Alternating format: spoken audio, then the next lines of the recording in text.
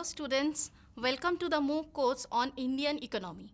Today I will deliver my lecture on agrarian structure, land reforms and its evaluation. Land reform is basically means agricultural reform. First I will start with introduction, meaning, necessity and objective of land reform. Agrarian reform in any situation occurs when there is social and economic disparities in the agricultural sector. Just after independence in 1947, India received huge importance in agricultural sector, and land reform is the obvious result of it. And after independence, the following decades, that means during 1950s, several legislative measures were passed in India to implement this land reform. In 1949, the task of adoption and implementation of land reform measures were given to the state governments. As a result, different state had its different legislative measures on land reform. Now let me discuss the meaning of land reform. Land reform basically means institutional structuralist changes in the present ownership of land in favor of the actual cultivators, and also it means improvement in the agricultural sector. In brief, we can say that it means redistribution of land from the rich to the poor. It includes basically land reform necessitates two kinds of institutional changes. One is related to the agricultural relations and another is related to the size of the farm. Land reform includes measures and policies relating to the rent regulation and improving the conditions of the tenants, cooperative farming and community development.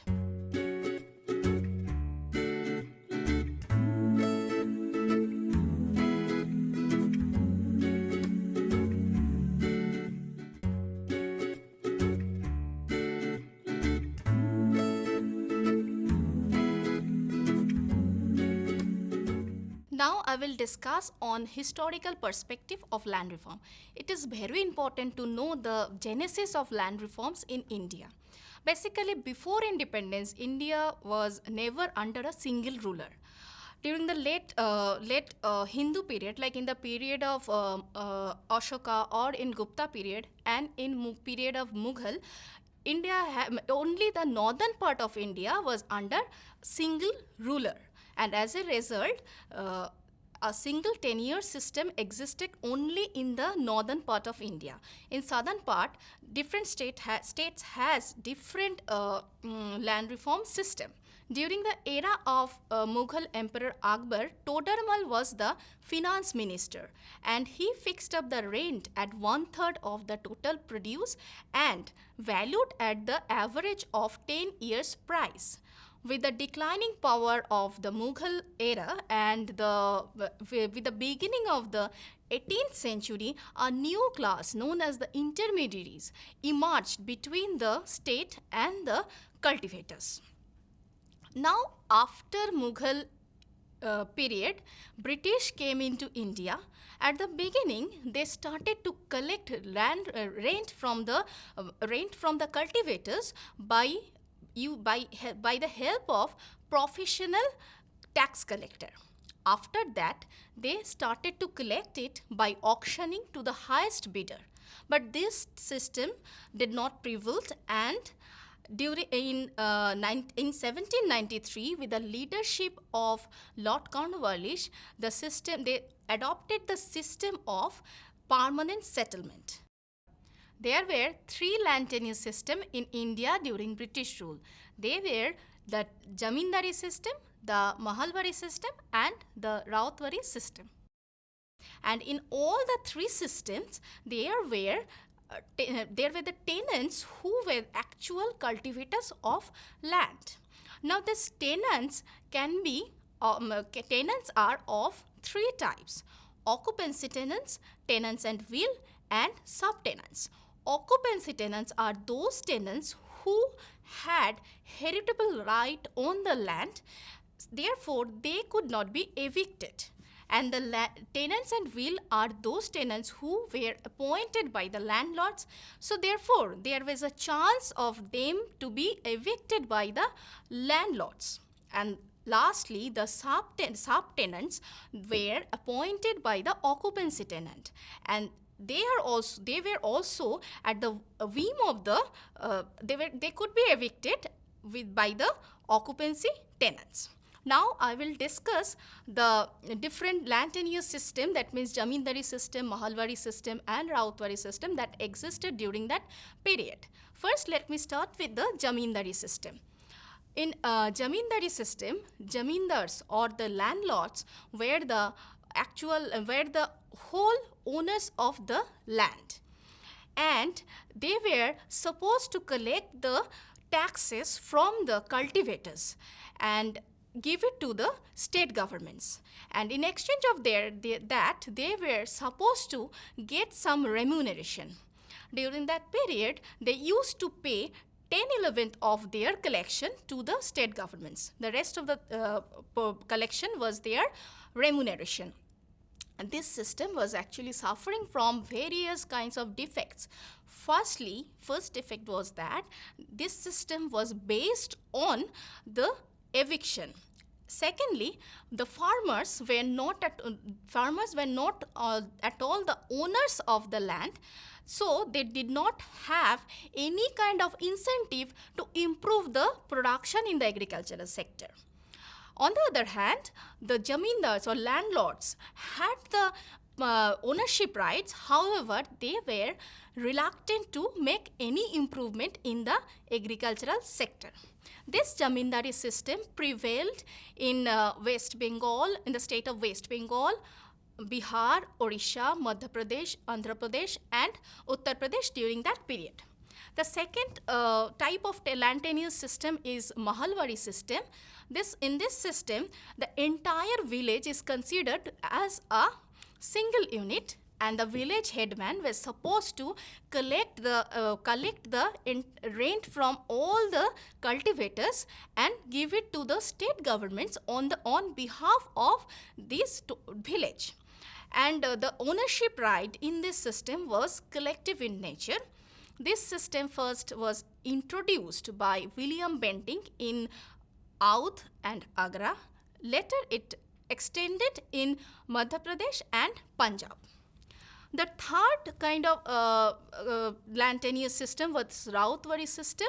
In Rautwari system, Rauts or the tenants were actually responsible for paying the rents to the government. The riots has also the rights for sales, transfer and leasing out the land, and therefore they could not be evicted. However, in this system, the settlement was temporary in nature. This system was first introduced in Tamil Nadu. Later, it was extended in Maharashtra, Barar, East Punjab, Assam and Coorg. So we have seen that in all of these three systems, there were some defects. As a result, during the period of 1859 and 1938, British government enacted various kinds of legislative measures and then abolished it. Finally, the Bengal Land Reform Commission was established in 1940, and the task of evaluating the land tenure system was given to them. And after evaluation, they concluded that jamindari system or any kind of other system is actually harmful for India, and they recommended for abolition of the system. Now I will discuss the approaches to land reform. According to P.C. Joshi, there were three approaches of land reform. The first one is from above, by enacting legislative laws by the government. The second one was the land reform by the pressure of militant peasant action from below. For example, Telangana movement and Naxalbari movements are this kind of movement, and to some extent land grab movement by various left peasant organizations. Now the third type of land reform is also from below, but in this case, in the third type of case, the pressure was peacefully given by the peasants. And for example, Bhudan or Gramdan movements under the leadership of Vinoda Bhave. And the fourth kind of land reform was a combination of these two: land reform through legislative enactments from above in combination with peasant mobilization from below. This type of land reform happened in West Bengal in 1976-77 in this period through controlled land seizure, and also it happened in Kerala by protecting the peasants from the eviction. Though the legislative measure or land reform was given to the state governments, all the state governments were supposed to follow a central guideline.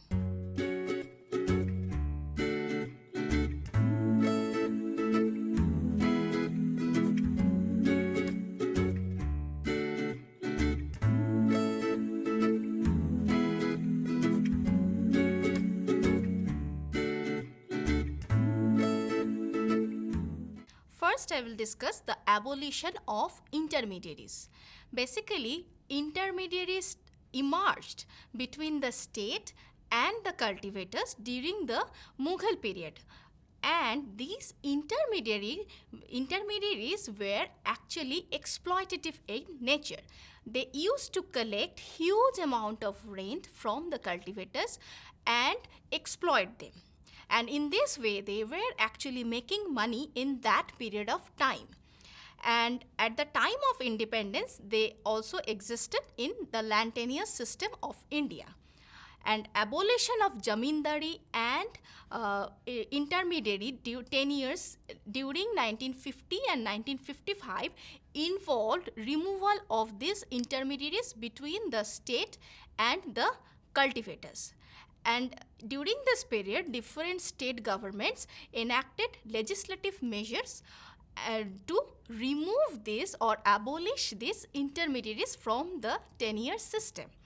And as a result of this, almost 2.5 crores farmers came into direct relationship with the state governments, and about 60 lakh hectares of land were distributed among the landless and marginalized laborers.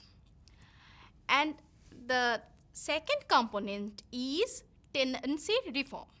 Tenancy reform includes another three components. They are regulation of rent, security of tenure, and ownership rights for tenants. First, let me start with the regulation of rent. During the British period or during the just after independence, the amount of rent was very high. According to a study by Brij Narayan, the amount of or percentage of rent during that period in Punjab was almost 80%. Another study by H.D. Malviya, the rent was about 40 to 60% in Maharashtra, and in India as a whole, this rate was about 34 to 75%. So the rate was very high. So just after independence, it was realized that these rates should be minimized and a ceiling of this rent should be made. And legislative measures were also enacted to reduce the rent, and the first 5-year plan fixed the rent to be 4th or 1/5 of the total produce. Now, second component is security of the tenants. To secure the tenants, there various kinds of legislative measures were taken. All these legislative measures were aimed at ejectment do not take place except in accordance with the provisions of law. Land may be redistributed or resumed by an owner only for personal cultivation. And in case land is resumed for personal cultivation, the tenant is assured of a prescribed minimum area. Third component is ownership rights for tenants.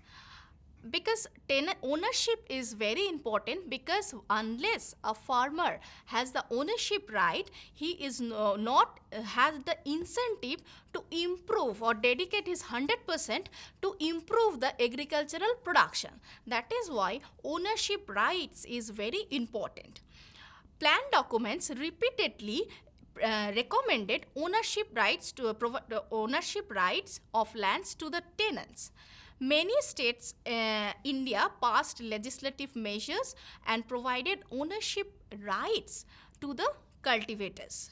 And as a result of this, around 12.42 million tenants acquired ownership rights and 6.32 million hectares of land were distributed among the landless farmers in the country.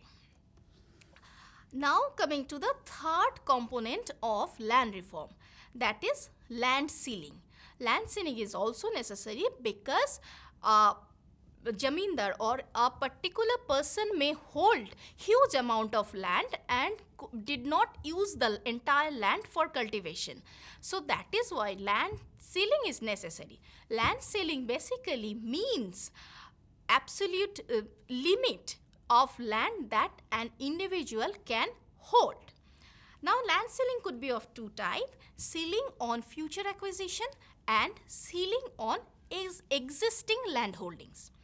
Now this land ceiling, we can discuss the land ceiling in two phases. First phase before 1972 and the second phase after 1972. Why this 1972? Because in 1972 a new revised land ceiling law was enacted.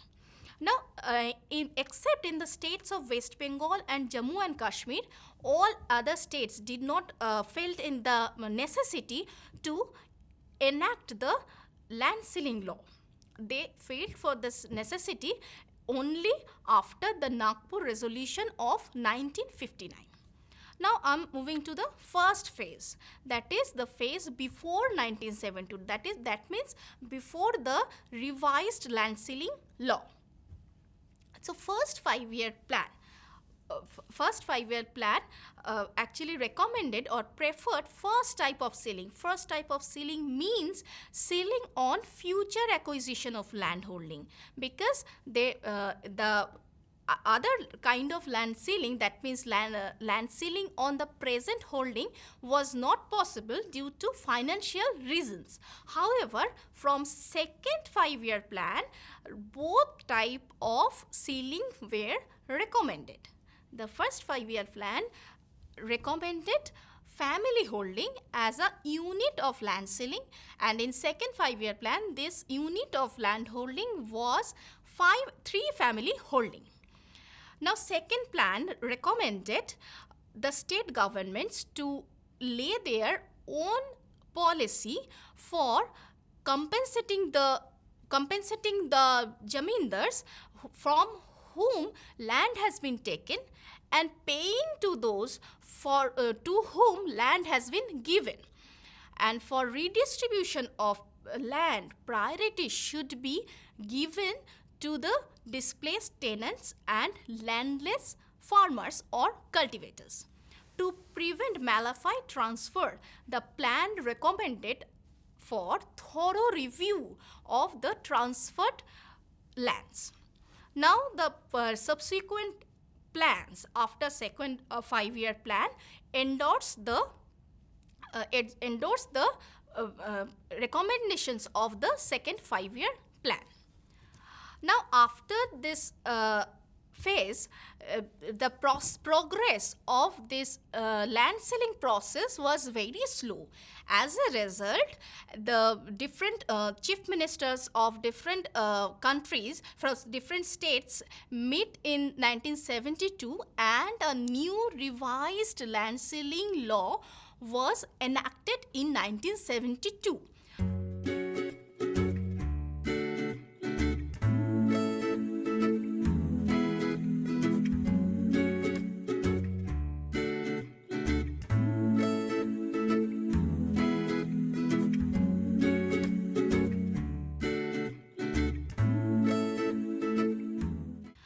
fourth component of land reform, which is consolidation of holding. In the Indian family system, in successive generations, land holding become smaller and dispersed and fragmented. And smaller lands are not economically viable for production. Therefore, consolidations of this holding is necessary. However, it was first realized in 1917. But nothing happened before 1920, in which year Baroda Act was passed. However, in this Baroda Act, no compulsion was enacted for consolidations of holding. The second phase started by Bombay Prevention of Fragmentation and Consolidation of Holdings Act 1947, and it was mandatory for the state to enforce consolidations. The first 5-year plan fixed the rent to be 1/4 or 1/5 of the total produce.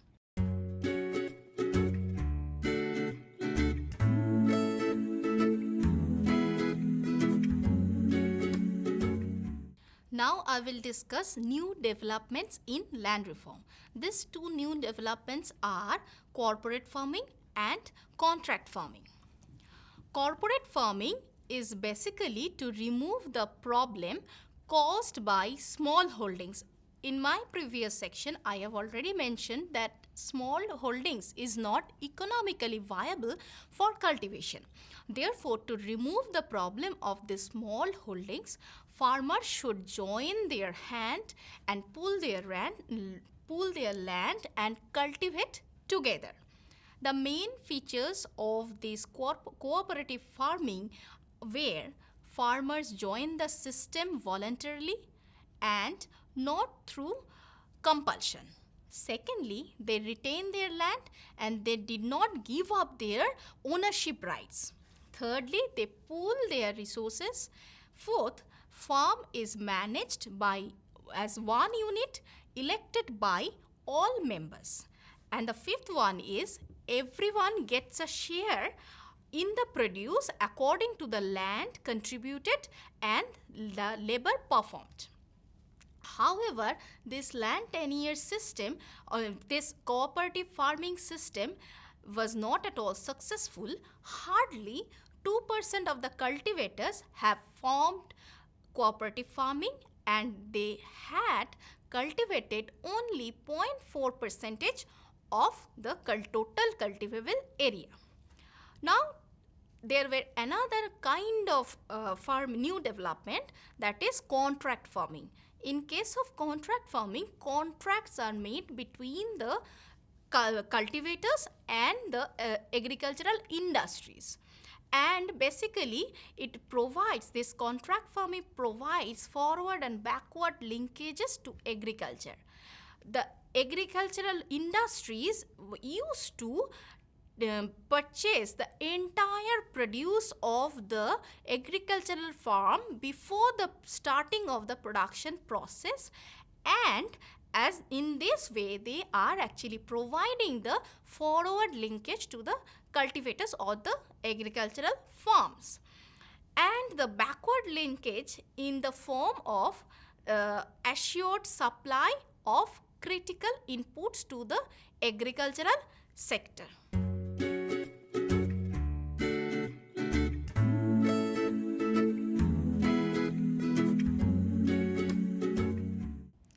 Now let us evaluate the land reform system.